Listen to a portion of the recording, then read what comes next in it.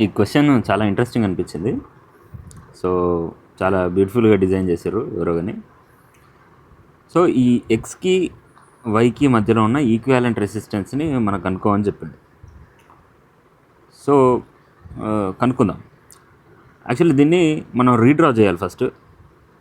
ఈ రీడ్రా చేసేటప్పుడు ఈ 80 అనేది ఇది ఒక సైడ్ అనుకుంటే, ఈ పైన భాగం అంతా ఇది ఒక సైడ్, ఈ కింద భాగం అనుకుంటా ఒక సైడు, ఈ 20 ohms ఒక సైడ్ లాగా పెట్టుకుంటే మనకు ఒక రెక్టాంగిల్ షేప్ అనేది వస్తుంది. సో దీన్ని రీడ్రా చేసుకుంటే ఎలా ఉంటుందంటే,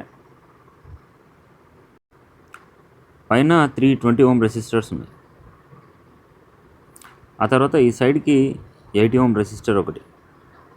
ఓకే, ఆ తర్వాత ఈ కింద పక్క,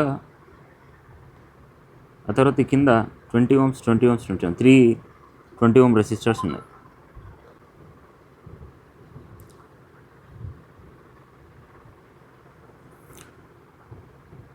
ఆ తర్వాత ఈ సైడ్ ఇక్కడ ఒక 20 ohms ఉంది. సో ఇది 20 ohms, ఇది 80 ohms, మిగతావన్నీ 20 ohm రెసిస్టర్స్.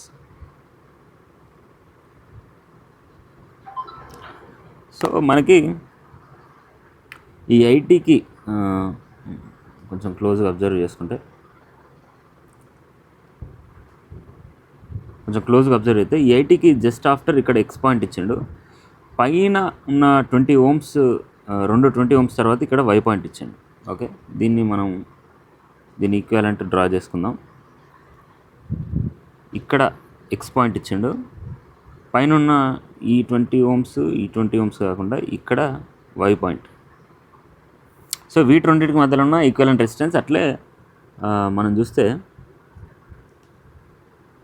క్వశ్చన్ కొంచెం డిఫికల్ట్ చేయడానికి మధ్యలో ఇక్కడ ఒక షార్ట్ సర్క్యూట్ పాత్ పెట్టింది. ఓకే, ఈ పాత్ను కూడా మనం ఈ సర్క్యూట్లో రిప్రజెంట్ చేద్దాం. సో అది ఇక్కడ 20 ohms నుంచి ఇక్కడికి, ఇక్కడ 20 ohms నుంచి జస్ట్ ఆఫ్టర్ ఈ 20 ohms పక్కన, ఈ 20 ohms పక్కన ఇక్కడ పెట్టేసాను. Okay, clear. So circuit redraw అయిపోయింది. దీన్ని సాల్వ్ చేయడం మాత్రమే మనం చేయాల్సిన పని. ఓకే, ఇది వై పాయింట్. మనకి ఈ 20 ohms రెండు సిరీస్లో ఉన్నాయి. ఇది ఒక 40 ohms రిప్రజెంట్ చేద్దాం. ఆ తర్వాత నెక్స్ట్ 320 ohm రెసిస్టర్స్, ఇవి మూడు సిరీస్లో ఉన్నాయి. So 60 ohms. ఆ తర్వాత ఆ సైడ్ ఇక్కడ ఒక 20 ohms ఉంది. ఆ తర్వాత ఈ రెండు 20 and 80 ఈ రెండు సిరీస్లో ఉన్నాయి. సో అదొక 100 ohms. 20 ohms 100 ohms. ఇది ఎక్స్ పాయింట్. వీటన్నింటినీ ఇక్కడ మధ్యలోకి ఇంటర్ కనెక్షన్ ఉంది కదా, అది ఇక్కడ వస్తుంది. ఓకే, సో మనకి 40 ohms ప్యారలల్గా 20 ohmsకి ఉంది. తర్వాత 60 ohms రెసిస్టర్, 100 ohms రెసిస్టర్ ప్యారలల్లో ఉంది. వీటి రెండింటిని యాడ్ చేసుకుంటే మనకి ఓవరాల్ ఆన్సర్ వచ్చేస్తుంది. So let's do the math. 40 into 20 by 40 plus 20.